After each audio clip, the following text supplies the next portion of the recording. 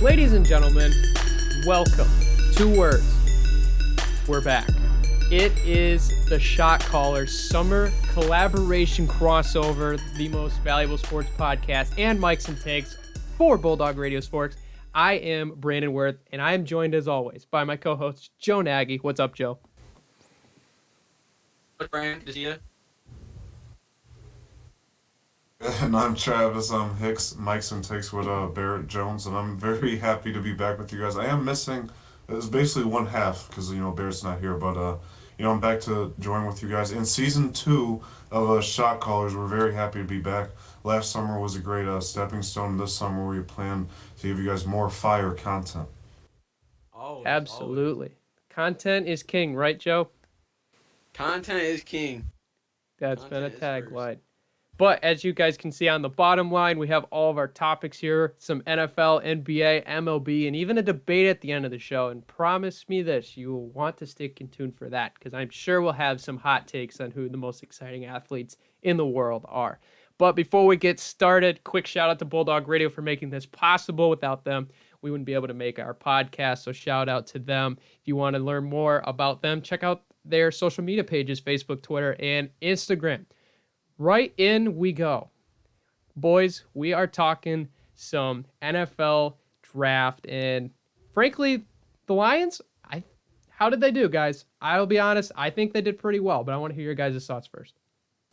Lions weren't too bad. I mean, I was listening to, I forget which podcast it was, but Dan Campbell was on it, and he was happy with the draft, and he was saying how they kind of had the more of the approach of get the best guy available, but hopefully have him fill a need kind of. And when they drafted Penei Sewell, I was like, okay, well I like the pick, but I don't love it. I think I said that when we did I said that we were in studio, Brandon. I said that a couple times, but he still it's a solid pickup. He can really protect Jared Goff, and not to mention, we got Amon-Ra St. Brown, who's an absolute dog out of USC. His dad was Mr. Olympia. He trained him since he was basically out of the womb. So I'm really excited for what we have, because I think it's just a lot of dogs who are just going to embody what Detroit stands for. And to also have Dan Campbell adopt the Detroit versus everybody attitude and have the bite your kneecaps off mentality. I'm really looking forward to this season, especially with Jared Goff at the helm. I think it'll be a nice game. I definitely, Joe, you make good points as always. I love your takes, you and Brandon. I think, though, it was a decent draft pick. It could have been a lot better. I believe when I was on your guys' show, I told you I wanted a quarterback. I think Justin Fields, he was available. The Bears sadly got him. Now we got to face him twice a year. I think that's what I really wanted, and I really think that they needed. I do like Jared Goff. He has a good playoff pedigree. He also was a guy who went to the Super Bowl 2 years ago. But I just think we either needed that or a wide receiver, because Devontae, was available, and other guys were just available, because this was a draft-heavy class. In my opinion, this was the best draft class since 2017, so I know it's only a 4-year difference, but I think we could have been a little bit better, but it wasn't bad. So, we're definitely in the right direction, and I think Goff can definitely lead us to above 500 records. So, overall, I like it. We did end up drafting wide receiver and another running back, because obviously, as you guys know, Kerryon Johnson is no longer with us, so I think we're definitely moving, though, in the right direction. Yeah, Kerryon, I was a little sad because I was very high on Kerryon when he was drafted, and obviously I will eat my words for that. But, still, we got DeAndre Swift, and you can't be any more happy about him because his potential's through the ceiling. But, no, I think this draft class was honestly great. The biggest thing that we mentioned on the show that I think everybody would agree with, that as far as Lions fans with this draft, the first couple rounds weren't flashy. They really weren't. We went in the trenches. We went and got a stud offensive line, then followed it up with 2 defensive line picks. No flashy receivers, running backs, corners, anything like that. So obviously there's that aspect where it doesn't look as good. But I think this was a great start for Holmes and Campbell, because they established that they want to win this game with toughness and in the trenches, and that's exactly what they did with their first 3 picks. It was a pretty interesting draft, and I think the one thing I would agree in one retrospect with you, Travis, that the wide receiver, I did expect us to go probably second round with a receiver, but then obviously we went with Owen Zariki, who's very good. That dude just likes to mess things up. He used different language in his press conference, but I won't repeat that because it's a family-friendly show. But, in the end of the day, that dude's a dog as well. But I mean, getting Amon-Ra St. Brown in the 4th round, that's a great pickup. He had a 3rd and even maybe to some analysts a 2nd round grade on him, so they definitely had some value there. And I think that's what the I think that Lions was a got a lot of the steal. time. I think that was a steal. Yeah, I mean, he's Yeah, great. I He think was it one of the definitely best was. receivers at USC, and obviously that has USC is a school that's produced great receivers, aka Juju Smith-Schuster. So definitely the one pick that surprised me a little bit was Derek Barnes. I hadn't really heard about Derek Barnes. I know he was out of Purdue. He's a little bit of a hybrid backer, plays edge a little bit, and then also transferred to middle linebacker.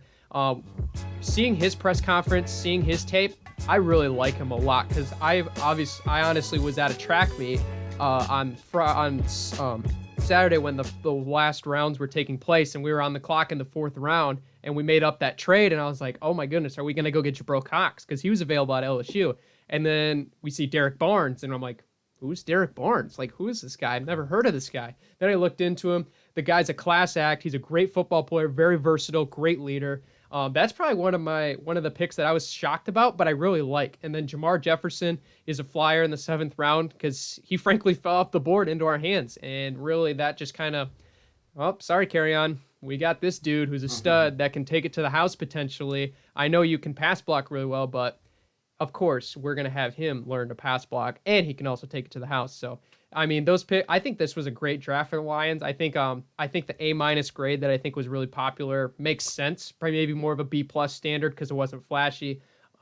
That's what I was Quarterback about to say. will be interesting. I would agree with that. I think that we definitely have to look at quarterback down the road, but I think they're showing trust in Jared Goff, which I appreciate because if they would have went quarterback in the 1st round, I would be saying, why do we have Jared Goff on the team anyway? With that Yeah. point, why wouldn't we get somebody like maybe even like a Ryan Fitzpatrick type guy? Not necessarily saying we'd get Fitzmagic. I would absolutely love that. But why wouldn't we get a guy like that for cheap to groom somebody like Fields? The fact that we paid all the way up, took the cap of Jared Goff, made me assume that they are committing to him this year. One thing I really thought was interesting, even though we didn't get a quarterback, I understand why you might put your trust in Jared Goff. He is only 26, and this is a guy who just won a playoff game for broken thumb in Seattle, one of the toughest places to win the NFL. So I think they really believe he can do this, especially since he's proven it in the NFC. And as much as I used to slander our old guy Stafford, I wish him the best, but I do think Goff can kind of give us a different direction because a quarterback is really that's the most important position in football. You need that to win games. I know people say defense wins championships, but usually the Super Bowl MVP is a quarterback. In most cases, not all cases, but most. So I think Goff can be that guy. I think this is kind of like a trial run. I kind of think this year we're going to kind of see what he can do with the weapons that we have. That's not a good season. Just say like we go 8-9 or just like 7-10, something like that. They might try to get another quarterback next year. I do think they want to give Goff at least a year or two, just because he is in the middle of his prime. Yeah, I like how you said it was kind of a trial season because it's gonna kind of. I feel like we're just gonna base like what we need off of Jared Goff's performance. If he does well, then we'll kind of build around it. If not, then maybe we'll get a quarterback next year. Who knows? But I think the best thing for us to do now is just kind of make it so that way he has as many weapons as he needs because we have some guys in the trenches that can do solid. We just need to build the defense. Now we have we have T.J. Hawkinson, who also was a big target last year. I think now tossing Jared Goff, who is a little bit more mobile than Matt Stafford, so we kind of have a little bit more versatility, but to kind of base off our success, really, I think is what's going to kind of project our Jared Goff's success. I think is going to project what we're going to be doing in next year's draft, most likely. Yeah, for sure. I think receiver wise, not as much depth as we've had past. I mean, we don't have Marvin Jones, we don't have Kenny Galladay, of course, so there definitely is lighter in that department. But I think the one thing to note is for the people that like myself that really were like, oh, we're going to draft a wide receiver early, and we didn't. The statistics show that receivers have success even though they're not drafted in the first 3 rounds. There's so many guys that you can get, aka Julian Edelman, undrafted guy, and now look where he's at. There's still plenty of talent to go around as far as the receiver position is. But we will definitely look how the Lions are going to do this year. Moving into some other teams, guys, some notable teams that you thought dominated this draft, winners of this year's 2021 draft. I gotta say, the 49ers. I really love what they did. I think Trey Lance is the guy for the future. I think this team, as we saw, They went to the Super Bowl and was literally a throw away from dethroning Mahomes and the Chiefs. Jimmy Garoppolo just made one bad pass. I think this is going to make Jimmy. It's going to be one or two things. It's either going to make him work and push to be the guy in San Francisco and get them to where they were in the 2019 season, or is going to give a chance by week 6, I'm saying, or week 7, Trey Lance can come in and take over. And the best part about this, Trey Lance is 20, so the amount of growth that he has is unbelievable. His ceiling, can only be reached, in just the years to come. So I think he is going to be a great talent. I really like what they did, just because I think a lot of people are throwing them under the radar. They're very underrated because of the season that they had this year and the pandemic, a lot of injuries and stuff. With George Kittle and all these guys back, the 49ers are going to be back in the mix in the NFC. I definitely believe it. Regardless if Trey Lance starts or not, I think the 49ers are a team to watch out for. I like what they did in the draft. Could you imagine the ripple effect if that pass was caught, if Jimmy G didn't overthrow it? Holy cow! Andy Reid would have been 0-3 in the Super been Bowl. wild. Could that have made Andy Reid be on the hot seat? That's the thing. That's the thing that always makes me wonder is because I saw That's an crazy. Instagram thing, but just what could have been if that pass was caught. Andy Reid was always a coach who was to your point, Joe, the greatest coach to never win. Yeah. But you guys would have probably ate me alive because I really think, I'm not for sure, I think I was one of the only ones out of all of us with Barrett and Logan to pick the Chiefs to win that game. A lot of people thought the 49ers were going to win mainly because, their defense. Mm-hmm. Yeah, 49ers were scary. Yeah, they were winning that game. Yeah, it's bizarre. It's that's the one crazy thing, especially with a bunch of different sports stuff going on. It's if there's one thing that changed, if a strikeout happens in baseball rather than a base hit, or if a pass gets caught or if a tackle is made, what could really happen to a game, and what could that change in the near future? It's true. That's honestly a good topic. We should definitely have one day, a bunch of what ifs, because a lot of guys' careers would change by just one simple play. So that's a very good point, Joe. Very true. What if Gordon Hayward made that buzzer beater against Duke, eh? Oh, brother. March Madness history. That would be nuts. David Tyree doesn't haul it down with his helmet. Brady might have 8 rings. Yeah. There you go. Oh, man. We'll have to do a what ifs right, episode. Brandon. You definitely could have a what ifs episode. Joe, one of your winners, 2021 NFL Draft. I don't know. I can definitely say, I honestly don't know, really. I'm just going to be a homer. I think Lions. I think we won our draft. It's one of our best drafts we had in a while. I mean, we didn't get exactly who we wanted, but I think we did best for our circumstances. 7 is historically not the best spot to be in for the top 10 of the draft, usually. The bottom 3, or 7, 8, 9, 10 are usually the worst ones.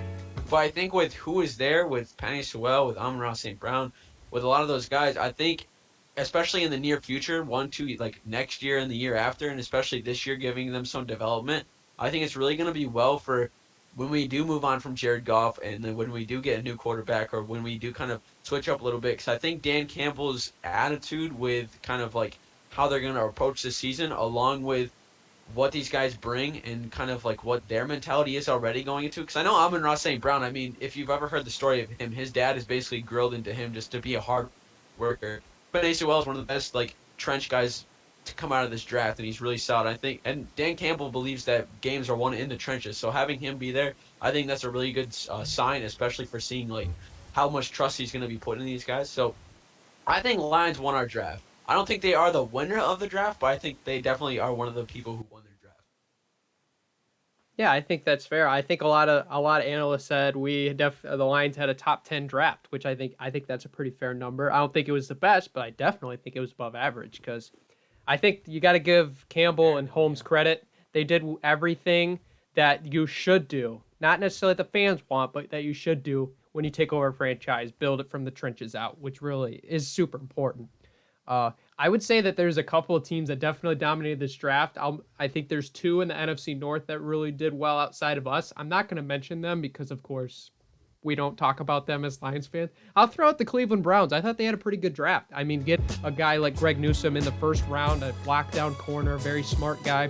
And then they end up getting Jeremiah Owusu-Koramoah in the second round, which was a really shocking thing because he was hypothetically a top 20, top 25 pick for sure.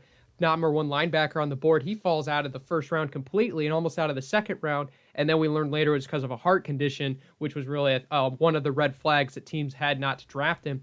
But I mean, Cleveland taking a chance on him, I think, is a perfect place because I mean they're really making their secondary very, very smart. They got John Johnson from the Rams, who's a very, very smart corner, and that can play safety as well. Like he's a very, very smart guy. He can ball hawk. He can do all the great things. And just adding a guy like Jeremiah Owusu-Koramoah to that system makes that defense even more lethal. And that's really the one thing that they've kind of been a little iffy on is sometimes their defense shows up like the Raiders game where they hold them to 3 points, or sometimes they just can't stop anybody like pretty much a lot of the other games last year. So helping that defense out. Now they're really saying, hey, Baker, we're getting you the tools on the defensive side. If you can make it happen, we're going to make a run. And then, of course, they get Anthony Schwartz as well to support him at receiver. I think they would have. There's a lot of better wide receiver spots. They probably could have went. I think Anthony Schwartz might be a little on the touch overrated, but he might turn out underrated. I don't know. He's not as much of a well-known guy coming out of Auburn compared to some of the other guys that were still on the board. But I think the Cleveland Browns had a good draft, and I think especially at Cleveland with the draft being there, I think that definitely satisfied the fan base. But there's definitely some other teams in the NFC North, like the Bears, that I think had a pretty good draft. I mean, getting Justin Fields, thank goodness for Bears fans. That was excellent. I had so many texts from Bears fans that were so excited, and they should be. Justin Fields is a great quarterback. And then, of course, the Vikings as well, trading back and still getting Christian Darrisaw. And then you get Kellen Mond, which is a very interesting pick, but that's going to light a fire under Kirk Cousins now to play better. So I think those two teams also had a great draft, but I won't give them too much credit because at the end of the day, we are going to try to beat them twice a year. So got to keep a little humble, you know. I'm saying this on the record right now. Justin Fields turns out to be the way how I think he is. Hey man, just say I literally said we should have got him, but I think he's going to be a great player. The Bears, that's all they were missing was a quarterback. They have a Super Bowl defense. I mean, they went through 4 QB1s for the They went 12 and 4, Mr. Trubisky. He's awful. You know my rants about it. Oh my gosh, Nick Foles was supposed to be good, but he didn't really pan out. He didn't really do good. And then you got Andy Dalton too. That was QB1 a couple. Andy Dalton. No. He still thinks in his mind he's going to be QB1. That's the funny part. Oh, Andy, hope for the best. But I don't know. I like the Bears draft too, especially with Justin Fields, because I think he's going to bring something that they haven't had there for a while.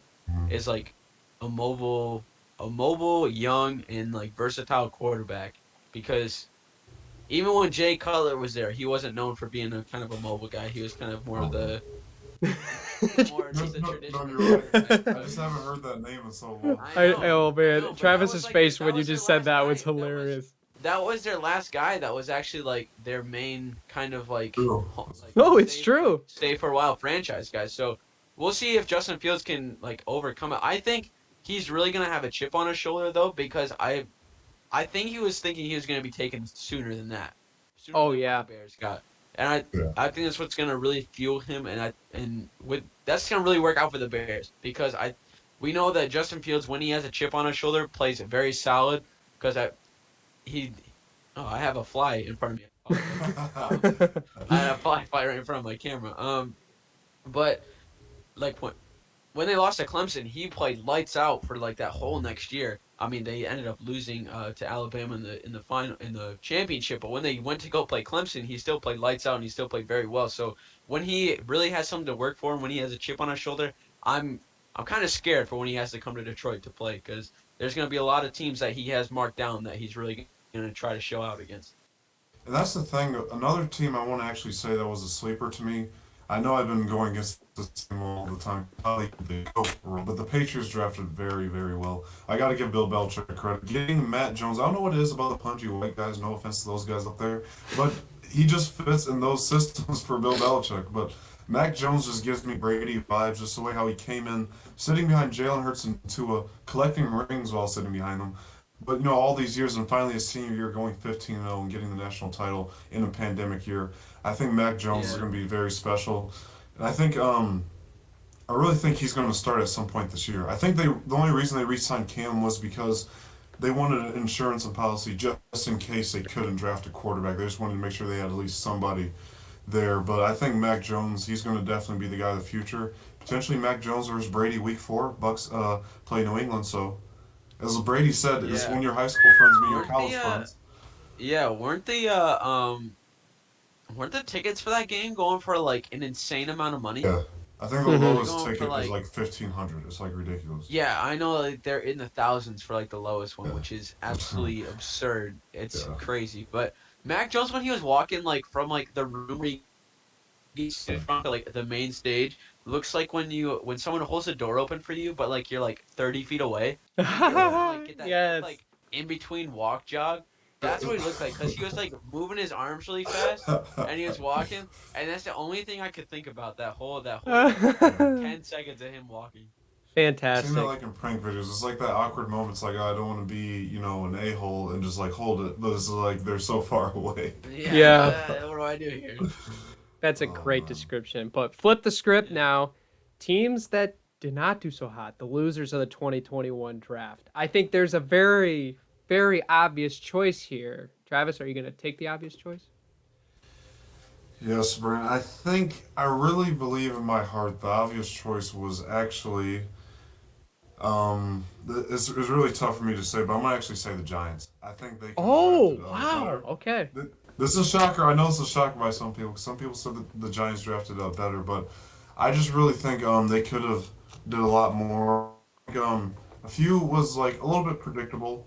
I do like in a way the wide receiver pick, but I really think this is just me. Daniel Jones, Danny Dimes, as they call him, is not the guy. I think they should have tried to go quarterback and more offensive line to him to protect Saquon since he is going to be the franchise when he comes back. I just think they could have went a little bit better. Overall, it wasn't like too bad, but it was pretty bad compared to everyone else. I mean, Aaron Robinson, obviously the cornerback from UCF, decent, and other guys like they could have. I felt like went better, and I just feel like the trading they shouldn't have traded with Chicago to get Tony, the wide receiver from Florida. That's why they should have saved that pick for later on. But that's my TED talk. I think the Giants could have did better. Thank you TED for Talk, coming to nice. my TED Talk. I gotta say my loser is probably the Texans, most likely. Okay. Especially, I mean, they did most of what they had, not having any round 1 or round 2 draft picks at all. But like, just with what they got, I just don't see like much upside potential, other than maybe Nico Collins or like, yeah, that's about it. Because like Davis Mills, the quarterback from Stanford, I don't know if I didn't really pay attention to him too much, but like all I know is all I know is Nico Collins was all right, but like they really got to get something going here because they gave away basically everything for the future because for some reason I guess like they just gave everything away. So I don't know. That's my loser. I think they're gonna be a loser for the next coming years too. So Yeah, I think that was a pretty obvious choice. I'm surprised that you guys didn't go with the pretty much, I think, the analyst consensus, and that would be the Raiders for what they did. I mean, I don't know what in the world that front office is doing. It is Gruden and Mayock. I don't know if they're seeing eye to eye. It's just kind of like a miss. I don't know exactly what's going on, but there's two things that we've definitely found out. They pick players that play in the championship game, regardless of what place they are on the big board. If they played in the national championship game, boom, bump them up 20 spots automatically because big games make big players. I guess that's their motto. And really, like, they just find a way to, you know what? Hey, they're not going to take a guy in the second or third round. We're going to catch him off guard by taking him in the first and screw everybody up. But then everybody said, wait, what did you guys just do? I mean, the Alex Leatherwood pick, it's fine. Honestly, it's a good pick. It's just, he's not a round one guy. I don't want to like give disrespect to him. I think he's a great player. But as far as like value goes, he's a second, third round guy. I would say that if you would flip now with Trayvon Morig falling and you taking him in the second round, there's a good nice little piggyback to save him a little bit. But I mean, the funny thing is like if you flip flop those two guys, you put Morig in the first as a first round pick when they pick him at 17 or 18 or whatever their number was. I think it was 17, and then you pick Leatherwood in the second round. Nobody's having a problem with anything. Like it's like, oh yeah, they did pretty good. But then they follow it up and take basically two more safeties. Like you only have so many safeties on your roster, like, and you have so many other needs on the defensive side of the ball. What are you doing? What exactly are you trying to do? Are you trying to be the best safety team in the NFL? Because you're on your way to it, but you're not going to be the best football team when you got 30 safeties on your roster and 23 extra players. That doesn't even get you to fill all the other spots. So I don't know what the Raiders are doing. And I've talked to one of my buddies, Brendan. We call him Raider Nation for a reason. He's a diehard Raiders fan. He was just as confused as everybody else was, and he told me he was very upset, and I feel sorry for him. If you're watching this, Brendan, I'm sorry that you have to deal with this because this is rough for Raiders fans. The black hole just doesn't seem to have the juice anymore because things are just getting way, way more confusing and way, way, way more disappointing. Yeah, I mean, you both make a great, definitely great points. I think the Raiders, that was the one I did see a lot on ESPN. John Gruden, I don't know, like, if he just, like, is doing this on purpose. Like, some guys, they do such a bad job. It's almost like, are you trying to be bad on purpose? Like, are you allergic to winning? Like, it's not in your philosophy or something. But I just think he's doing anything he can to be fired at this point. That draft completely, to me, made no sense. The Raiders were actually going to be my next option to say. But, yeah, John Gruden, I don't know. I really don't know. They spent all their money on that new stadium. They can't spend any money on their draft picks at all. They gotta get the lesser known guys. He needs to spend some money on getting a peace of mind. I'm selling them for half off these days. No, I'm just kidding. But yeah. Yeah, I think John Gruden just has his own little like alphabetical list, and he just goes out through one night and labels them 1 through 253 or whatever, and that's his big board. He doesn't even look at any other big board. He just makes his own, probably with some good old fashioned pencils on some like I don't even know, like a poster board or just something like that. I would like to see what their draft board looks like because, boy, it's confusing year after year. Cleveland Farrell, Damon Arnett, and now you take Alex Leatherwood. What is with the value of these picks? I'll tell you, there is none, and it doesn't make any sense. But before I rant any longer about the Raiders, we should probably get to another segment. So we'll go to the NBA. Yeah. But first, I would like to tell you about one of Bulldog Radio's other podcasts called PODSTOCK. Check out Evan and Jax in their music podcast at Bulldog Radio. Support them on Spotify, Anchor, or Apple. They are very good at what they do, and they like to talk music. So if you like music, check them out for sure. But shameless plug. Of course, we love shameless plugs on this show. But now moving into the NBA, and boy, this is a great time to talk about this. I don't know if you guys watched it. We are recording this on Thursday night. We're referring to the Wednesday night game, the Lakers against the Warriors. I know I watched the entire thing. I know Travis did too. Joe, I don't know how much you caught of it, but I'm sure you caught the highlights at least because you are definitely a guy that follows sports. It was fantastic. It was really lived up to the hype. It came down to the wire. It was a great game. And anyway, the Lakers ended up winning it, and now they're going to be securing their spot in the 7th seed. But the first question is, boys, watching all these play-in games so far, and we have some coming up tonight and tomorrow, Thursday and Friday, of course, to solidify the playoffs going into Saturday. Is this play-in tournament so far been a success for the league and the sport altogether? I think definitely. I think I know LeBron didn't like it at first. I think mainly because he was in the playing game. But Adam Silver was looking at the bigger picture. The fact that the Warriors are in a down year and the Lakers just had injuries that still derailed them to the seeding that they're in now. You were able to still take us Warriors versus Lakers, LeBron versus Steph. They play each other 4 times in the finals, and this is a playing game. And last night was probably already the greatest playing game in the history of the playing game just in the second year. So I think it's a great thing, and also it's giving teams like the 9th and 10th seed an opportunity to make the playoffs. But I can also see the narrative when someone says, well, it's kind of BS because like you work all season to make the playoffs and you make the 8th seed. Why do I have to play like another consolation game, solidify our spot? So I can kind of see it from both ways. The only reason, me personally, I hope they don't keep it that much longer because I do think it's kind of defeating the purpose of the regular season ending. But as far as this year, I think it was great, entertaining, and like the Warriors and Lakers, great game. Yeah, I think it's a little bit of both too, because it's kind of trying to prevent tanking, right? Like for those ones that are kind of on like the cusp of making it, and then like they know that like the playoffs are kind of out of their reach near the end, so they just kind of like, okay, let's just like play bad so we can get a little bit better of a draft stock. So yeah, I like it both ways, just kind of like seeing that it gives a little bit more competition, a little bit more like excitement near the end of the season, start of the playoffs, and kind of that transition a little bit.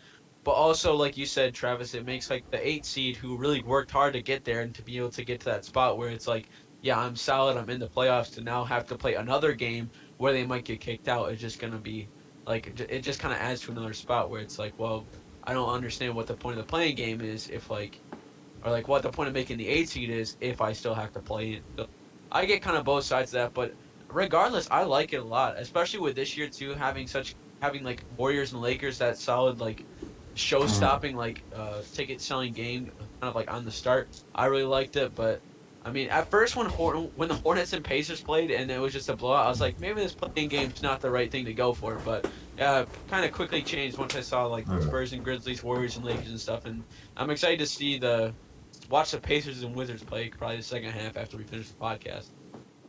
And also, one thing I will add too to kind of go on a recap of the game.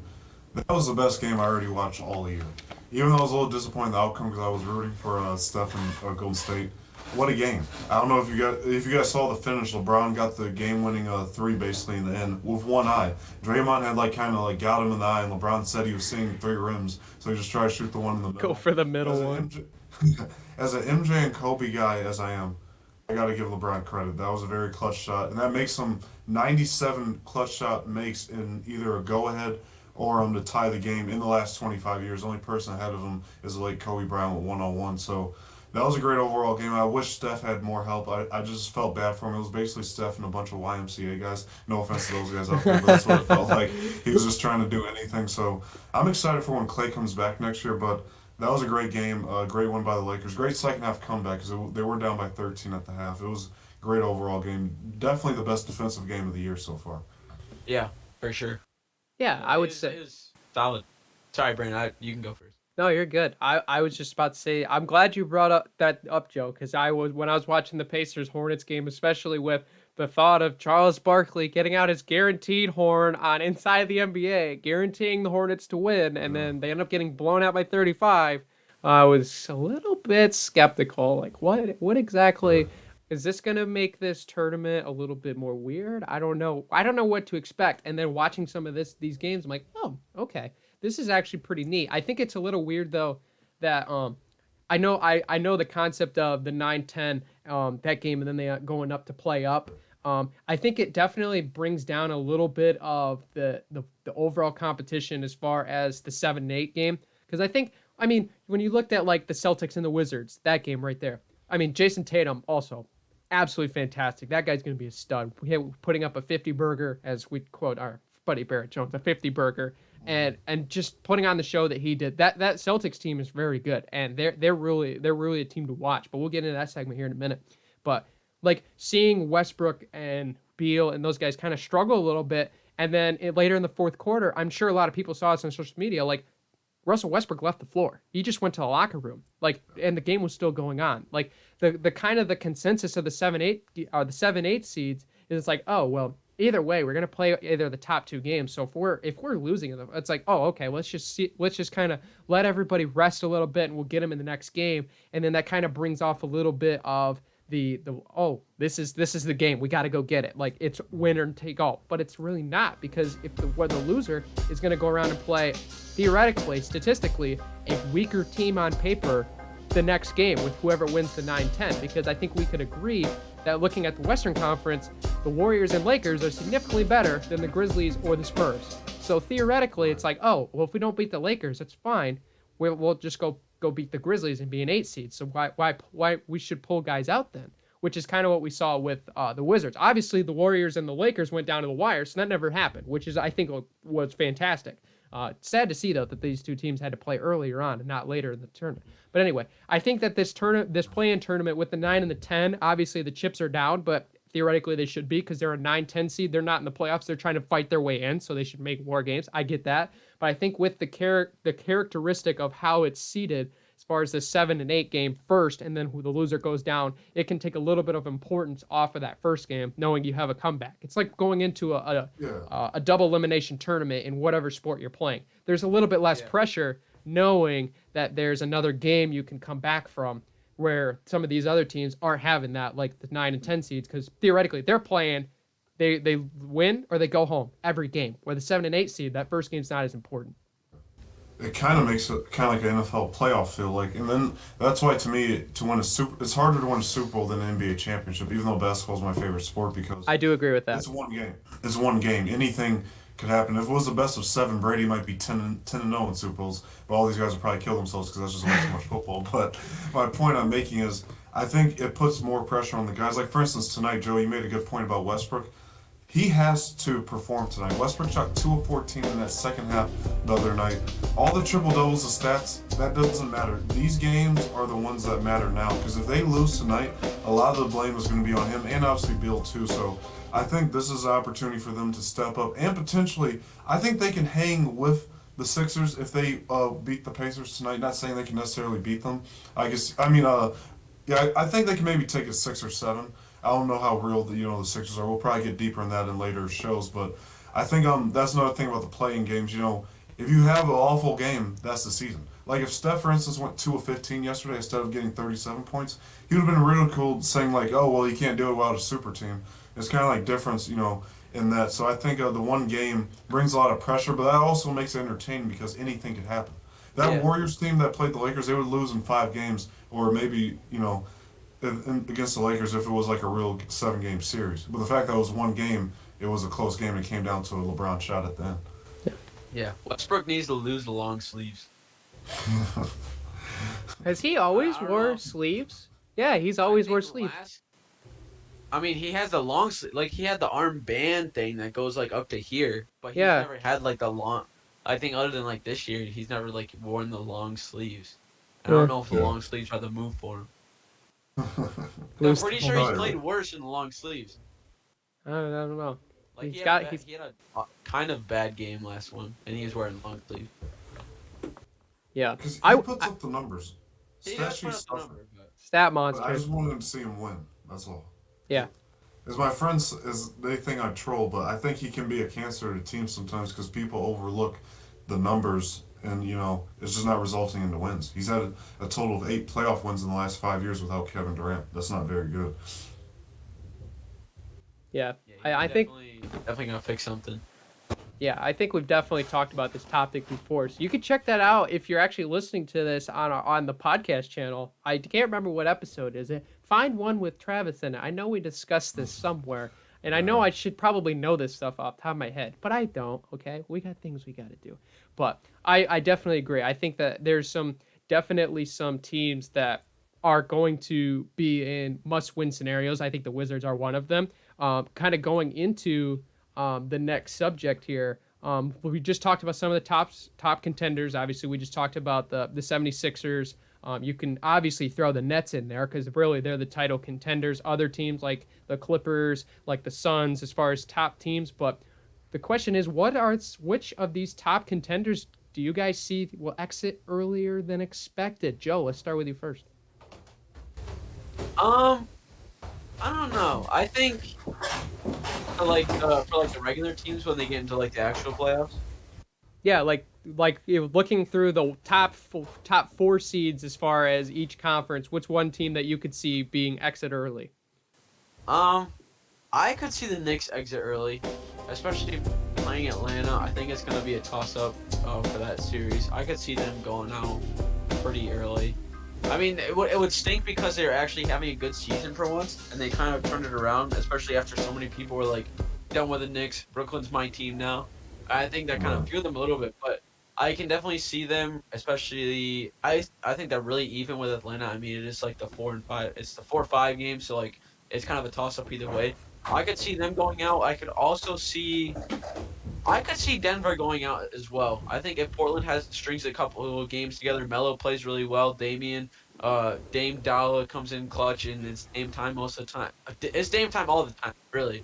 I think if they string open a couple games, yeah, Brandon, you know what time it is.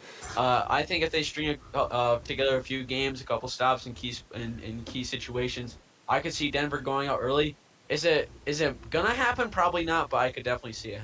I could definitely see it. Well, Joe, you do make a good point because even though sometimes it is Dame time, Dame is a great first round player. I can't speak from outside of the first round, but first round, he does hit First round, some he's very solid. great shots. I'll That give is you true. that. But the That team is for true. me, I love Devin Booker. Grand Rapids, Michigan, but it's going to be the Suns. I'm going to tell you Mm, why. The Lakers are getting healthy. They're going to beat the Suns in about, I'm going to say 5 to 6 games. I'm going to respect Chris Paul because he's had an MVP type season. And it's sad because Chris Paul, to me, the Suns are very, very good this year. I hate it had to be them, but I don't really see the Lakers losing in the first round. And as a 2 seed with the season the Suns had, it's a shame, but I think they're going to lose this series in 5 or 6 games. I think that's a clear team that's going to go out. And potentially the Warriors could beat the Jazz if the Warriors win tomorrow against the Grizzlies. Isn't this the first time Chris Paul and LeBron have met in the postseason? Yes. And it's also, this is I believe, the 6th time, I could be wrong, that Chris Paul's played the defending champion the following postseason. So I love Chris Paul. I just feel bad for him because he always gets unlucky. Because he's just having another great season at age 36, showing what he can do. Yeah. And his reward is LeBron and AD. Every team that he's gone to, like that he's taken over, really, haven't they gotten a better record than the year before? Almost every time. Yeah. Every time the Suns, the Thunder had a 2% chance to make the postseason in the 2019-2020 season. The Rockets upped their record by at least, I think it was over 10 plus games. He's just done this, even with the Clippers too. They were awful. So Chris Paul's definitely he's definitely securing his stuff as a first round ballot Hall of Famer for sure. Yeah, I really do feel bad for Phoenix because they don't deserve to play the Lakers. They should be playing another team.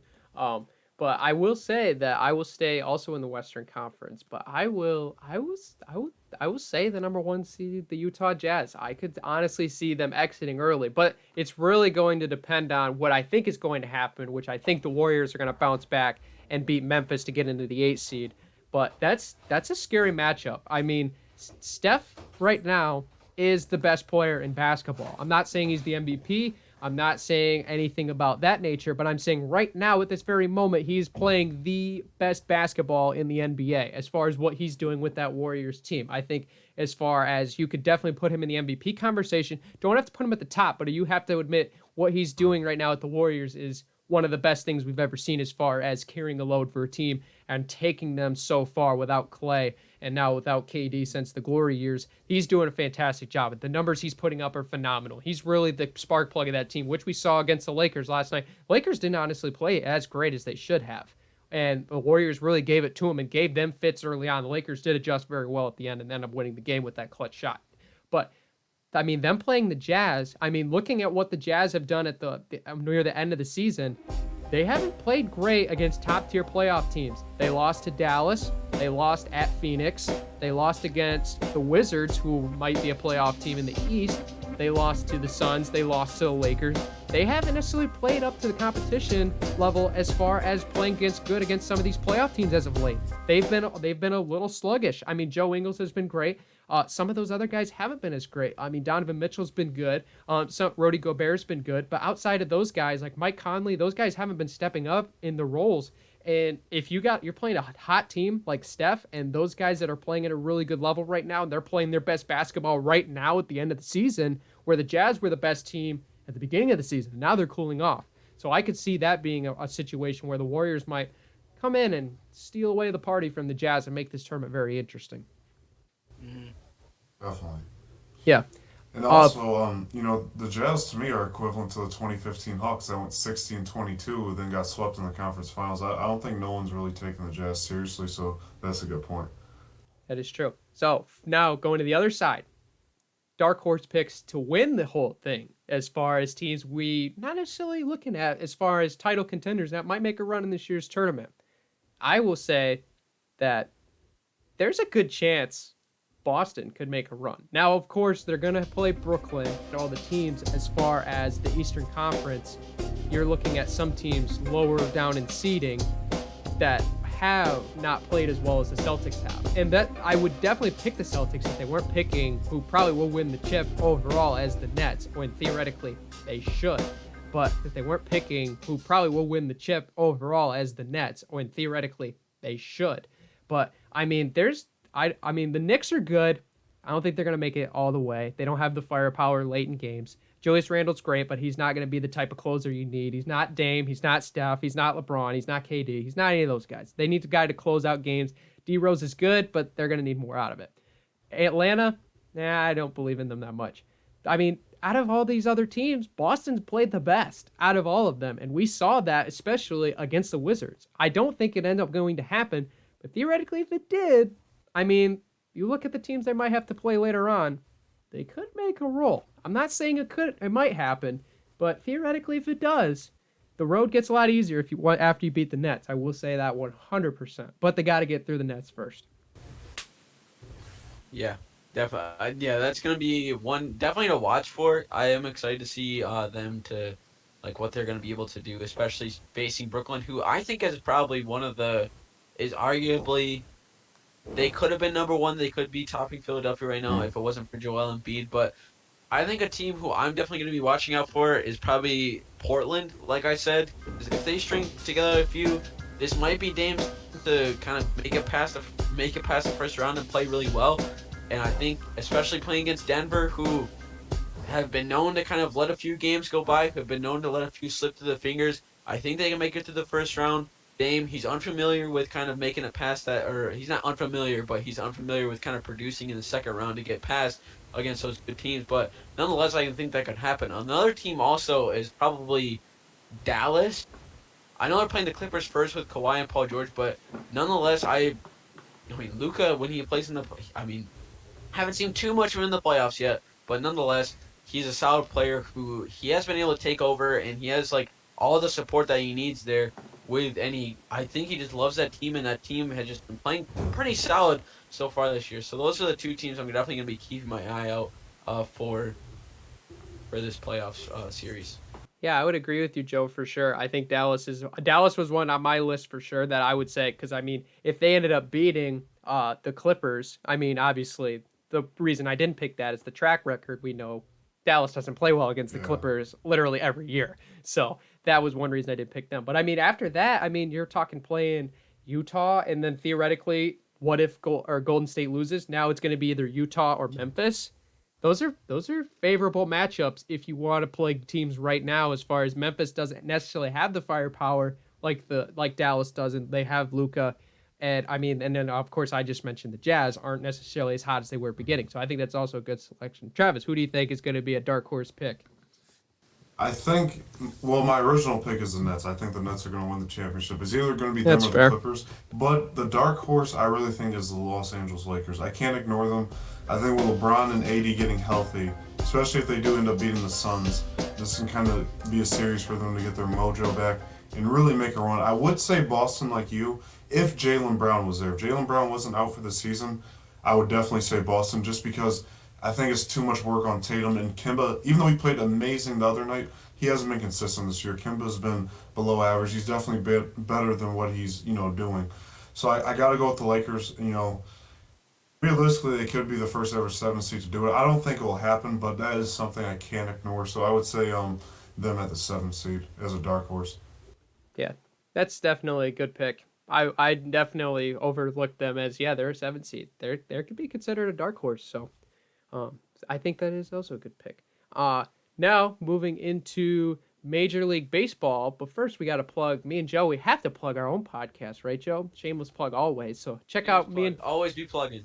So check out our podcast, the most valuable sports podcast. Wherever you get your podcast, you can see all of the different platforms right now flashing on your screen. Spotify and Apple, of course, are on there because those are the way too popular. But into MLB we go. Tigers fans, you know what we're talking about the last 3 days. It has been absolutely fantastic, and I will admit I was not able to watch that game. Thanks, Dish, for taking away Fox Sports Detroit, so I wasn't able to watch history. Spencer Turnbull threw a no-hitter, and I couldn't see it because of Dish Network. I'm sorry. I absolutely can't believe that happened. But anyway, it was fantastic. I got to rewatch lots of it and watch all the outs and watch most of the game. Fantastic. Absolutely fantastic. Can't be happier for Spencer Turnbull throwing the 5th Major League no-hitter of the season, which then ended up getting extended to 6 thanks to Corey Kluber Wednesday night. This is absolutely bonkers, fellas. What's going on with these no-hitters? This is absolutely insane. I don't even know. That's for this month. That's for this month, which is crazy. My goodness. What's the most in a season? 7? Maybe 8? I think it's 7 in an entire season. It's already been The balls were 6. just We're only the 2 balls months were in. just changed too, weren't they? The balls were Yeah. changed to favor Yeah. the pitchers. Yeah. 6, and it's not even May Not saying, 25th. but that could They be the oh difference. the We had a anti-juice. no-hitter back, a no-hitter back-to-back days. And like I said Yeah. before the show, I was even though I do like the Yankees, I was disappointed that they had a no-hitter right after the Tigers Spencer Turnbull, just because, we're a blue-collar city, guys. Like, so anytime we get an opportunity to kind of like show off a little bit, EVE, let Detroit versus us like be everybody. in the spotlight. It's just as soon as a New York or Miami or LA team, they come and take our spotlight. It kind of, they're like the fancy meal, and we're kind of like, the not so good appetizer. So it's just like, what can we do? But We're I the was very McDonald's, and they're the PF Changs, like they're the big kitchen by Wolfgang Puck. They're like the 5-star restaurant, and we're just we're the value meal. We're the value meal, really. Yeah, we're like hamburger helper. They're like filet mignon. So Uh I feel what you're saying. brother. But I think the no hitters has been amazing. It shows you how elite the pitches are getting in. I mean, like he even said after the game, Spencer, he said this was the coolest night ever. So like, actually, also have a cool story. One of my friends was at that game in Seattle. I do not know why he was Sick. in Seattle. I think maybe visiting somebody, but he was at the game. And when I saw the video, I was like, that's dope, man. And that's also the 8th Tigers no hitter in history. First one since 2011 JV against the Blue Jays. Yep. You can see Turnbull's hand shaking when he sets a little bit. He Uh, like shakes it a little bit. I just want to know Yeah. what his thought process and like what his nerves were going on, because I think he got the strikeout with one just like right down. It was like a 93 right down the middle. It was like cooking, and his swing and a miss, and just to be able to feel that adrenaline rush and just that kind of like that relief of just like, wow, I just threw a no hitter like in the biggest stage in baseball, or in the highest stage in baseball, would be something that like I don't think people understand just like how big of an accomplishment and how amazing that is, especially when you're playing against teams that these these guys are paid to hit baseballs, and they are the best of the best, and to be able to really be the best in that situation to have no hits hit against you, absolutely incredible. Yeah, I mean it's fantastic. As Tigers fans, we were absolutely ecstatic. Of course, I was upset, but that's beyond the point. But I mean, it was Gotta a get really chartered. cool moment. Yeah, I don't know. I'm gonna switch to something else, man. This is ridiculous. I'm getting sick of Dish, but Direct, give us a shout out, give us a sponsorship.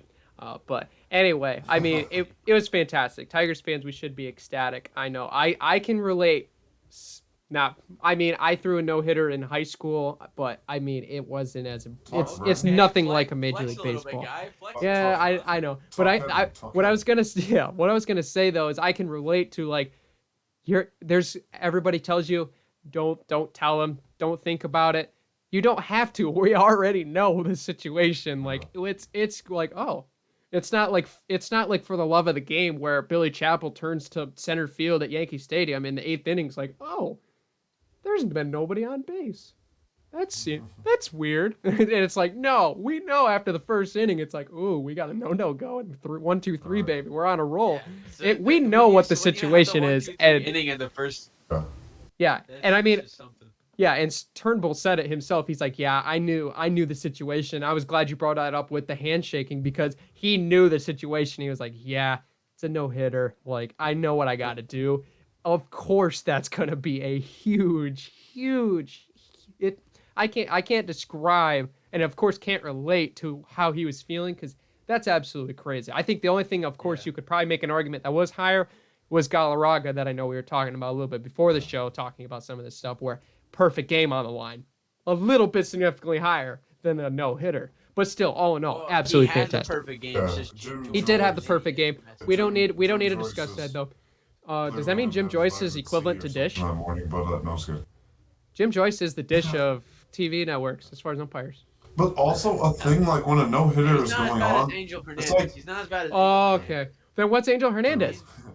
it's he's like the satellite. He's like Ah, satellite he's TV on a cable. rainy He's day. straight cable. Satellite TV on a rainy day. Guys, when a Break no your hitter horn. is going on, it's like one of those superstitions. It's like whatever you're doing, you're trying to stay that and like not like Yeah. trying to You can't do say it anything. either. You And can't like even say it's like going on. like what I'm No. saying is like if your friends are texting you saying like, oh, is a no hitter going on? And it's like the bottom of the sixth. You can't respond. You can't be like, No. because it's like you don't want to do anything to mess it up. Because trust me, No. I've been in that situation. I've called people during the game like, you see what's going on, then they get a hit down the left field. I'm like, oh, okay, Yeah. So It's like as soon as like the as like ESPN or something, they're like this like I think it was JV, I think it was a year before he got traded to Houston. He had a no hitter against like the Rangers or something into like 7 innings, and ESPN was like, "Oh, we have like a no hitter on the watch, like Justin Verlander against the Rangers." And then I was like, "Oh, no way. I forgot that they were playing it." So I clicked on it.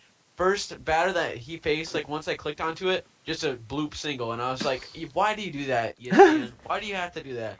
And it's like it's crazy to see the superstitions too. Is like because if anybody says in the dugout, if any of the announcers say like, "Oh hey, like there's a no hitter going on," and it's like, okay, Now like it's now it's you're gonna going. get crucified because you can't let people like you can let people know, but you can't say words no hitter oh yeah. outright or the game outright because then it won't. I always notice it's like the opposing announcer. They'll be like, "Oh, just they obviously don't sound as excited because they're the opposing team." Yeah, It's like, their "Oh, no teams get hitter." no. And I'm like, "Oh," but no, it's been great. Like to have 6 no hitters by May 20th is ludicrous. I think and plus to have it on back-to-back days is insane. So I'm just happy the Tigers are a part of some good success, and also we've won 8 out of our last 10. You know, Playing uh, really solid. We've been playing for the record that we have. We've been playing really solid. yeah. Just sweeping Seattle, sweep. I wasn't gonna say sweepless. I was gonna say sweepless in Seattle, but then it meant that we wouldn't have had a sweep. But sweeping Seattle. Yeah, That was Tiger our first social one media since threw a little '06. shade. I love that sweep the Mariners off the plate. I love that. We're Yeah. throwing shade. We're confident, baby. We've won what 8 of our last 10. Keep it Yeah. 8 rolling, of our baby. last Keep 10. it Love to see it. rolling. Love to see it. Let's keep We'd it love to going. see. But of course we'll get into more MLB as the summer goes on because we're only 2 months in. Of course, there's going to be talks about what's going on, but we're gonna have all Hmm. summer to do that. One Also, thing though. do have Oh, one thing to add before you get into the next topic. For the Royal Oak Leprechauns, since we were just talking about baseball, there are five okay. dollar tickets for anyone in Metro Detroit. If you love to see me host and report the games, Memorial Yeah, Park and Royal Oak. All you have to do is type in RoyalOakLeprechauns.com. yeah. Check out shameless Shameless plug. plug. Of Always be course, we're the plugging. king of them. I love it, Travis. But yeah, check out Always the be Royal plugging. Oak Leprechauns for sure. If you love Detroit, you love Metro baseball, go watch. It's absolutely fun. Uh, Going into our last baseball topic, there was a little bit of interesting news going on as far as transactions go, and I'm really curious to hear what Joe has to say about this because I think I have an idea of where your thoughts are, Joe. But I want to make sure. Albert Pujols deciding not to go back home to St. Louis like everybody wanted, and instead goes ring chasing and signs with the Dodgers. Joe, what are your thoughts on Pujols to the Dodgers? I don't really understand it to be honest because he already has the ring in St. Louis. He was one of the main reasons why he got it. So it's not like he needs one. It's not like he's ringless. I mean, it saves money for him buying a home. He doesn't have to buy a new one. He can just drive down the old highway and get down to Dodger Stadium pretty easily. But like, I think it would have been a lot better of a story for him to go back to St. Louis and for people to see and just like to have that hometown crowd be like, oh, like he's back, like kind of have that reunion, having him back for his last couple for I say max 2 year, or sorry, max 3 years, like maybe two left in the league, but and to be honest, he hasn't really been producing as much as like he usually is. So I don't know why he would go to the Dodgers because it's not like he's gonna be a big like a big guy that's producing. I mean, Bellinger's there. I guess it's just taking over first base for them because Bellinger was like switching between first base and the outfield. So I guess now they'll just move him there. But I don't know. I don't like it because I would have rather them see in St. Louis and kind of been like the hometown guy again and just kind of where he got his start. But nonetheless, he's saving money on buying a home. He just wants the ring, which is kind of like the default thing now. Is just for a lot of players like Bauer. He just wants the ring, so he's gonna go to the Dodgers. I don't know. It gets frustrating just because without being a salary cap, it's just like a lot of these big name players who like are pretty solid, but you just go to big teams they can pay them. I'm not a huge fan of it, but if he wants to go do what he wants to do, then I guess LA's the move. No, Joe, you definitely make, every point. I think that's the problem, honestly, in all sports. Mainly in basketball, we see a lot of ring chasing, but Albert Pujols, he's obviously a Hall of Famer. And I don't really get it. Like you said, he already has the ring. He has a bunch of records. He's one of the all-time greatest hitters. I just don't really. I would personally want him to go back to St. Louis. I was a fan. All the trips that they've had. The NLCS and obviously to the World Series. I remember watching those when I was younger. So I just really thought that was like the move. But obviously they always pull a okey doke on us. They go somewhere else. But Yeah, they a little I think switcheroo. a lot of people just want to be in the big city. They want to be in LA. So I get it. He wants to be in a big market, have great weather year round. But I do wish he would have went back. But yeah, it's definitely part of the ring chasing because the Dodgers are trying to go back to back. So, I don't just I respect them trying to pull out their big guns and trying to recruit the best possible roster to shake the balance to give them a heads up. So Yeah, I would absolutely agree. I think I will admit I wanted him to go back to St. Louis so bad because I mean St. Louis is doing good right now. Like they're in contention right now in They're NL not Central. bad. They're good. Like they're not bad. They're playing good baseball. So I thought they would only elevate him, but I mean if you look theoretically at the depth chart, it makes sense because I mean Muncy's your first baseman. I mean he can play outfield as well, and you're only providing more firepower to that offense. Now you have Pujols who can play first base in rotation with Muncy and even play DH if they want him to, because they don't necessarily they have a lot of great guys that can start as far as position players, but after that their depth like they have stud firepower. I mean obviously we mentioned Bellinger, Betts, Justin Turner, all these guys, Chris Taylor, that can provide all that positional awareness. But after that, like their depth isn't as deep as past. So only getting Albert Pujols only extends that and makes them better. But I mean, I will agree though that the salary cap being enabled into Major League Baseball has really brought this into kind of more of a money game than it used to be, because I think going back for a while baseball was a little bit different as far as 10, 20 years ago, where it wasn't necessarily all money and it was more about where or what situation you're going in, where I'm sure he probably didn't get the most money offered. I would hope not, like because of what he was given. I think the 400K. I mean, the guys had just an outstanding career, and I did look this up before we got on the show. I mean, a guy with 667 home runs in Major League Baseball getting $400,000. Yeah, I know his season hasn't been great this year, but I mean, I would definitely take that flyer for $400,000. Like that's a given. So it's like, oh, this is a given. Why is he going? And I think it has to do with he wants to win another ring before he retires. I think that's really the move that he's making. And the Dodgers are theoretically on paper. I mean, they won last year, should win again. It's like the Lakers. Going getting these guys like Schroeder, getting Montrezl Harrell. It's only adding depth and fuel to run it back. And I think that's what the Dodgers did here. And I think that's what Albert wants. And at the end of the day, as much as we want him to go to the Cardinals, I mean, you can understand. I would like to end off my career on a ring as well. I mean, that'd be pretty cool. Yeah. So I can know where he's coming Albert Pujols is the only active player from Backyard Baseball 2003. Right? from. Of course you would know that, Just Joe. want to toss that out. the legend for that, Pablo But- Sanchez. Pablo Pablo Sanchez. Sanchez. If only he was real. Oh man. Oh man. What a game. That was a great episode. If you guys haven't missed that, go Yeah, check I out the remember Pablo that. Sanchez episode. Absolutely fantastic with Adam Langworthy. Fantastic. But going into our last subject here, we have a beautiful segment for our show called Call Your Shot. It's counted just like it is. It's our debate series that we will finish off every show with. And this week, we're going straight in. We're getting all full-fledged. We're going flaming hot takes right off the get-go, because I'm sure this one's going to get exciting. The most exciting player in baseball. Or just kidding. Football. Just kidding. All sports. This whole thing's wide open, boys. Most exciting player in all sports. Oh, wow. That's This is, I mean, that's a that was wide the question category. thrown at That's us. a wide category. Facts. Yeah. This is, The I most gotta this is hard. exciting player. Go ahead, Joe.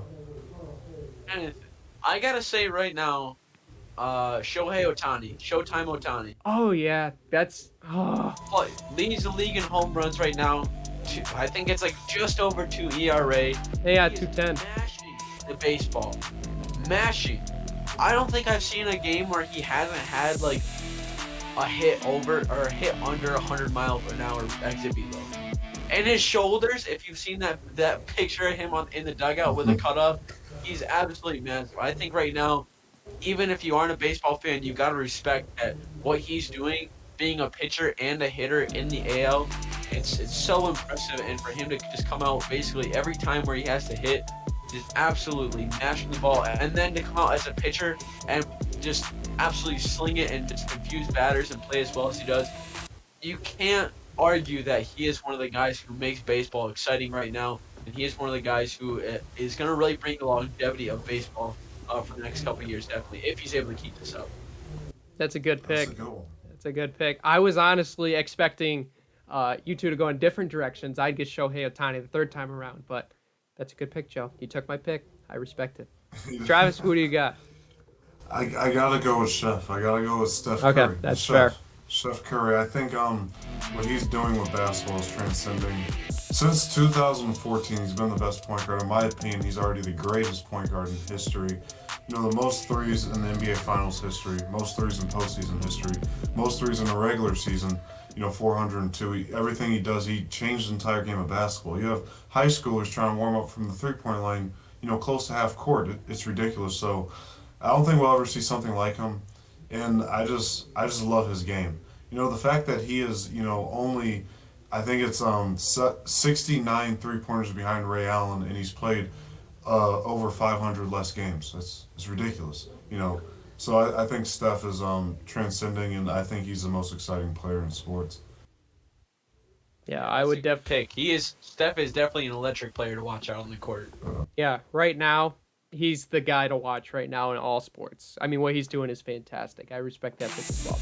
I don't think you can really make a wrong pick here. I mean, I could say Johnny Manziel, and then you guys, of course, could throw me on the bus, which would make perfect sense. Money man.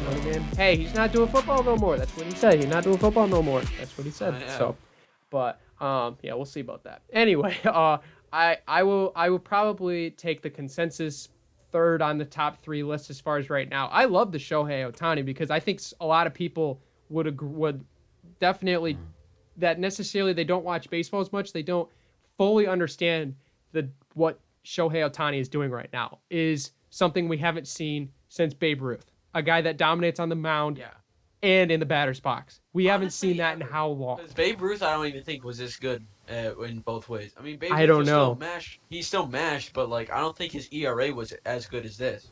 Yeah, Ohtani is on another level right now. But I'll round out. I would definitely round out the threesome that would probably be in this conversation, and I would throw in Patrick Mahomes. This guy in football he's box office straight up, and I mean he's not necessarily Johnny Manziel box office. He actually plays great football too, which is even better on his behalf. I mean, this guy, fantastic, Super Bowl champ, Super Bowl MVP, NFL MVP, Offensive Player of the Year, 3-time Pro Bowler, and this guy's only been in the league since the year 2017. He's got so much potential, and what he does on the football field, he delivers no-look passes, sidearm. He basically is Stafford on steroids with a fantastic offense around him. It's just so great to see, and he's absolutely fantastic. I mean, he's already got 14,000 passing yards, 108.7 career passing rating. This guy's absolutely fantastic to watch. If you want to go down and sit and watch an NFL game, if you've never watched a football game in your life, go watch the Kansas City Chiefs and watch this dude under center or in shotgun or in pistol or whatever they do, because that offense is so fun to watch. And one of the big reasons is because of number 15 under center, Patrick Mahomes, one of the greatest players in football and one of the most exciting, of course, in sports. I like that pick, Brandon. I like that pick. Well, I love both your guys' picks. I think both those guys are amazing and electric and young. So these are guys we're going to watch for the years to come. Great picks. Yeah, I think we picked the consensus, the three on the top tier list as far as right now. I think we hit all of them good, which I think they're all great picks. I mean, Steph Curry's the best, definitely the best in sports right now. Shohei Ohtani's doing something we've never seen before. And of course, Patrick Mahomes is one of the most exciting guys and biggest moneymakers in sports. So I think we hit all of them very well. But guys, thank you so much for tuning into this opening episode of Shot Callers, episode 1 of season 2. If you're watching us on YouTube, we appreciate you so much for watching. And if you didn't know this, if you're listening to the podcast version and you didn't know there's a video, here's your announcement. We did a video, and yes, we are an hour and 10 minutes, and I finally told you this. I probably should have mentioned it earlier, but I didn't. That's on me. But now you guys know for future. You can watch us live on YouTube, and you can watch the entire episode with all of our faces and all the graphics to make it even more spectacular. But we appreciate you podcast listeners as well, because you guys are just as important. But guys, anything to leave off the first episode? Good to be back. Good to be back. Definitely good to be back. Love debating and talking sports with you guys. Excited for more great content this summer. And check out this video on the Bulldog Radio YouTube page. Yeah, don't forget to subscribe. Weekly nights on Wednesdays. Have a good one. Always. Yep. Take All care. right, guys. Take care, everybody.